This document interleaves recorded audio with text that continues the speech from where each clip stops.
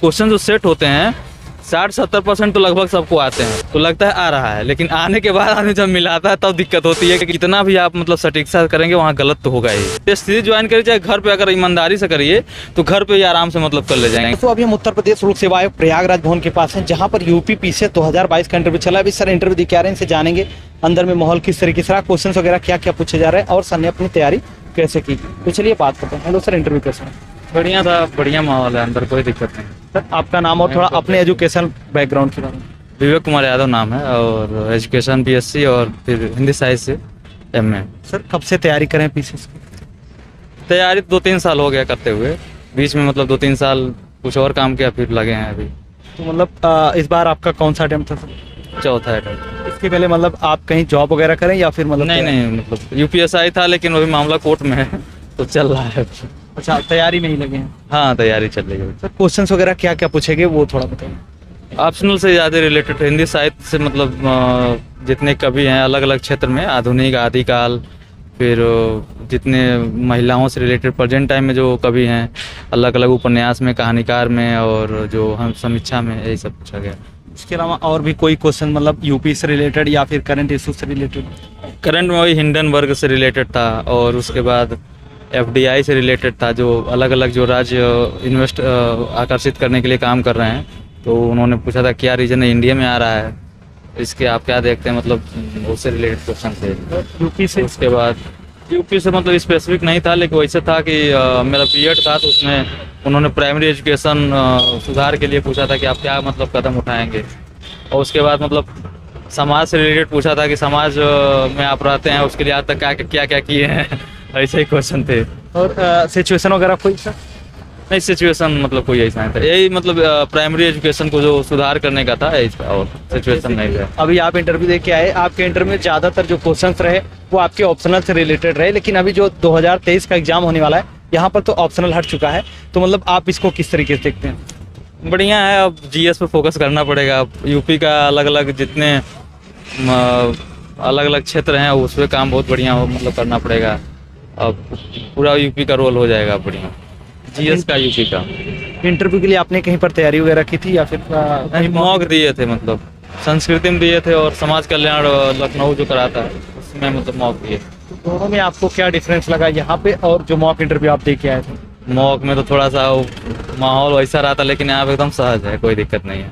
मतलब कोई डरने वाली बात नहीं, अंदर तो मतलब एकदम सब लोग कोऑपरेट कर रहे हैं, बहुत मतलब बढ़िया है, अंदर कोई दिक्कत नहीं। सर जो छात्र अभी 2023 की तैयारी कर रहे हैं, प्रीलिम्स का एग्जाम आने वाला है, नज़दीक है बहुत, तो उनके लिए आपका क्या सजेशन रहेगा कि प्रीलिम्स की तैयारी मतलब आगे किस तरीके से करें? अब तो टाइम कम बचा है, मतलब हमको लगता है कि इस समय करंट का रोल ज़्यादा हो गया है, तो मतलब करंट बढ़िया करें और उसके बाद जो आयोग का प्रीवियस ईयर के क्वेश्चन पेपर हैं उसको तैयार कर ले बढ़िया से।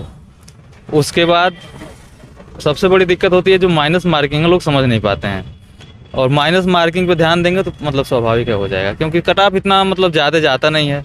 और सबसे बड़ी गलती यही होती है कि माइनस मार्किंग के मतलब रहता है, उसमें ध्यान नहीं देने के बाद आदमी करता जाता है, बाद में जब काउंट करता है, क्योंकि 1 लाइनर क्वेश्चन होते हैं, 1 लाइनर क्वेश्चन में लगता है वहाँ पे आयोग में ना, वहाँ पे एग्जाम जब देते हैं तो लगता है आ रहा है, लेकिन आने के बाद आदमी जब मिलाता है तब दिक्कत होती है कि हाँ मतलब कितना हम माइनस में चले गए। और क्या मतलब ऐसा कंपटीशन है ना, क्वेश्चन जो सेट होते हैं 60-70% तो लगभग सबको आते हैं, कंपटीशन 10-12% में होता है, वही जो मतलब बढ़िया से कर ले जाएगा रिजल्ट में आ जाता है, नहीं तो फिर दिक्कत हो जाती है। आपके हिसाब से क्या लगता है मतलब प्रीलिम्स के एग्जाम में मान लीजिए जो GS का पोर्शन होता है उसमें कितना क्वेश्चन अटेम्प्ट करना चाहिए?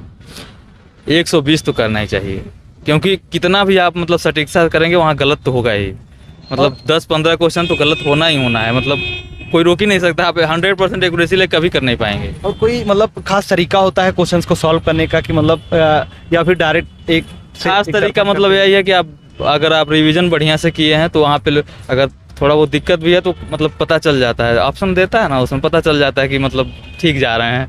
और तुक्का वगैरह मारना चाहिए कि नहीं?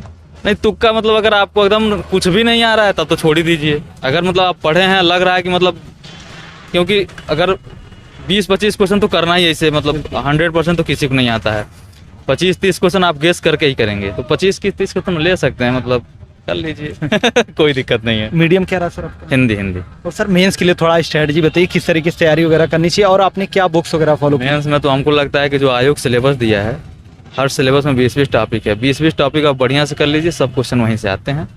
उसके लिए आप अगर मतलब कोई बुक पढ़ते हैं उसमें जो टॉपिक से रिलेट नहीं छोड़ के आगे बढ़िए, स्पेसिफिक टॉपिक करिए और प्रीवियस ईयर का क्वेश्चन आप देख लीजिए।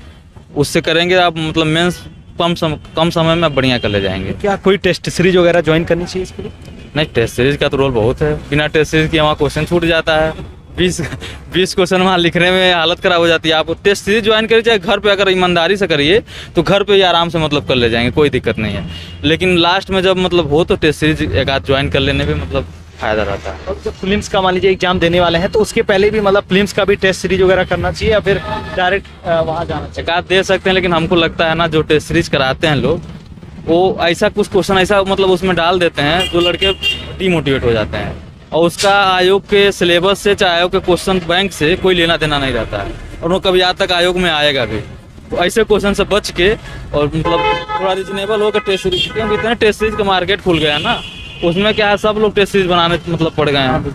अब सिलेबस क्या है यहाँ का आयोग का, मतलब बिना पेपर देखे टेस्ट सीरीज मतलब बना दी। अब जो लड़का एक बार दिया उसका मान लीजिए कम आ गया, वो डिमोटिवेट हो जाएगा और लगता है कि हमारा हो ही नहीं पाएगा। आयोग का एक दो बार देख ले तो पता चल जाता है कि मतलब ओरिजिनलिटी क्या है प्रेजेंट टाइम में। तो हमको लगता है कि मतलब पहले आयोग का क्वेश्चन पेपर कर लीजिए प्रीवियस ईयर वाला, उसके बाद मतलब। और सर कई बार क्या होता है कि हम लोग पढ़ते हैं और डिमोटिवेट होते हैं या फिर कई बार असफलताओं का सामना करना पड़ता है तब डिमोटिवेट हो जाते हैं, तो उस समय अपने आप को कैसे मोटिवेट करना चाहिए? सबके साथ होता है, सब लोग डिमोटिवेट होते हैं, एग्जाम के पहले लगता है कि नहीं हो पाएगा, लेकिन आप अगर तैयारी बढ़िया से की हैं तो कोई दिक्कत नहीं होती, वहाँ पे मतलब कर ले जाएंगे वहाँ पे। और जो छात्र अभी एग्जाम देने वाले हैं, जो हमारे व्यूअर्स हैं, उनके लिए आपका क्या सजेशन रहेगा, सुझाव? प्रेजेंट टाइम में प्री अगर फोकस कर रहे हैं तो करंट बढ़िया से पढ़ें, 30-35 क्वेश्चन का रोल बहुत होता है, और उसके बाद मतलब प्रीवियस क्वेश्चन आप मतलब एकदम बढ़िया से करके जाइए। मतलब उसमें ये ना रहे कि आप मतलब उसमें छोड़ दिए, भले आप किसी का टेस्ट सीरीज छोड़ दें, कोई टॉपिक पढ़ना छोड़ दें, लेकिन प्रीवियस ईयर के जो क्वेश्चन है उससे रिलेटेड जो उसके मान लीजिए क्वेश्चन जो आया है उसका बैकग्राउंड चेक कर लीजिए। तो कितना पुराना मतलब सॉल्व करना चाहिए प्रीवियस ईयर क्वेश्चन? 15 के बाद मतलब कर सकते हैं। अभी मतलब 15-16 के बाद जितने पेपर हुए हैं उसके पहले जो 18 के पहले जैसे मान लीजिए मेंस भी होता था, ऑब्जेक्टिव होता था, उसको लेके देख सकते हैं। तो क्या जैसे पूर्वावलोकन करें या फिर जैसे जो प्रीवियस ईयर क्वेश्चन पेपर रहता है वो? पूर्वावलोकन तो प्रीवियस ईयर क्वेश्चन ही है ना, एक मार्केट बन गया है ना उसका। एक जैसे आता है मान लीजिए अभी 2022 का एग्जाम हुआ, उसके पहले 2021 का हुआ था, तो वो करना चाहिए या फिर पूर्वावलोकन ज़्यादा बेटर है? नहीं, पूर्वावलोकन आप मतलब उसमें करेंगे तो उन्होंने रिसर्च करके काफ़ी उसका बैकग्राउंड भी दे दिया, तो उसको भी पढ़ लेंगे, आपको मेहनत कम पड़ेगा। पूर्वावलोकन आराम से लेके पढ़ सकते हैं। Thank you so much sir बात करने के लिए, आशा करता हूँ कि आपका सिलेक्शन जरूर है। धन्यवाद।